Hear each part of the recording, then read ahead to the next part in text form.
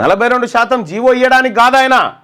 జానారెడ్డి అనేటువంటి ముసలి నక్క, ఈ రేవంత్ రెడ్డి, వీళ్ళిద్దరు కలిసి రెడ్ల సంఘాన్ని ఏర్పాటు చేసి ఆ జాగృతికి ఫండింగ్ చేసి, రెడ్డి జాగృతికి ఫండింగ్ చేసి కోట్లకు దోలిచ్చి ఇగో ఈ కార్యక్రమం చేసిరు వీళ్ళు.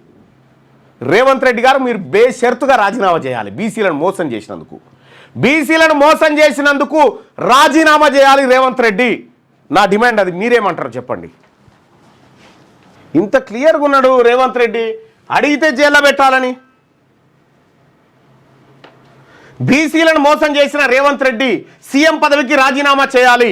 తీన్మార్మలన్న డిమాండ్. రాజీనామా చేయాలా వద్దా? చేయాలి. రాజీనామా చేయాలనుకునే వాళ్ళు పైన, చేయవద్దనుకునే వాళ్ళు కింద. మిమ్మల్ని ఊర్ల పొంటి తిరగనిస్తే చూడుర్రి.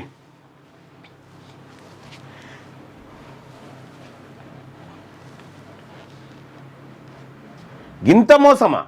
ఇంత బీసీలు ఈ స్థాయిలో మేల్కొన్న తర్వాత కూడా మీరు ఈ రకమైన కుట్రలు చేస్తూ ఉన్నారంటే, మీరు ఈ రకమైన మోసాలు చేస్తున్నారంటే రైట్.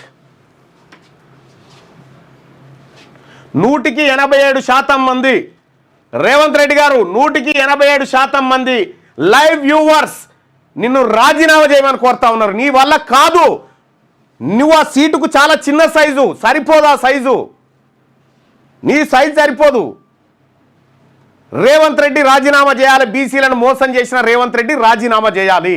ఈ బలహీనమైన జీవో, ఈ జీవో ద్వారా బీసీలకు మంచి జరగదని నేను మొదటి నుంచి చెప్తానే ఉన్నా. నేను చెప్పిందే ఇక్కడ జరిగింది. నేను ఏదైతే చెప్పినో ఇన్నే జరిగింది.